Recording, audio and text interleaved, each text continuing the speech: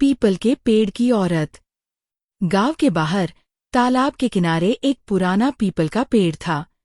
लोग कहते थे कि उस पेड़ पर रात को औरत की परछाई झूलती है और दर्दनाक चीखों की आवाज आती है।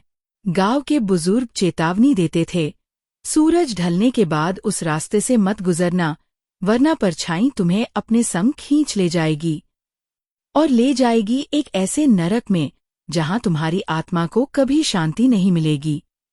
लेकिन गांव के ही दो लड़के अरविंद और सुशील इन बातों पर हंसते थे। एक बुधवार की रात हिम्मत आजमाने के लिए दोनों साइकिल लेकर उसी तालाब वाले रास्ते पर निकल पड़े। जैसे ही साइकिल पीपल के पेड़ के पास पहुंची, अचानक ठंडी हवा चलने लगी। अरविंद ने देखा कि पेड़ की डाल पर सफेद कपड़ों में एक औरत उल्टी लटकी हुई थी। उसका चेहरा छुपा हुआ था, बाल नीचे लटक रहे थे। सुशील बोला, ये हमारी आंखों का धोखा है, चलो आगे बढ़ो। लेकिन तभी वो औरत धीरे धीरे सरक कर पेड़ से नीचे उतरने लगी। उसके नाखून बहुत लंबे और खून से सने थे। दोनों डरकर साइकिल छोड़ भागने लगे।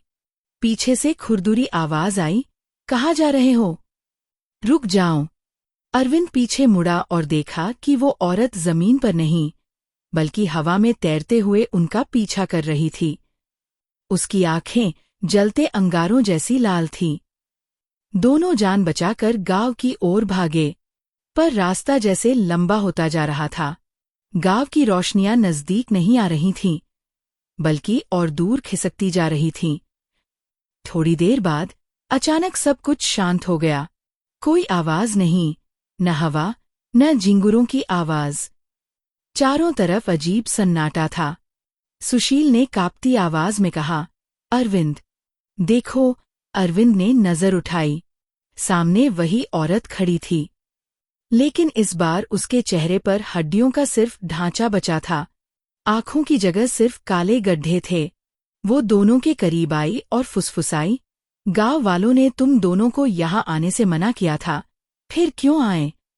अब कभी लौट नहीं पाओगे।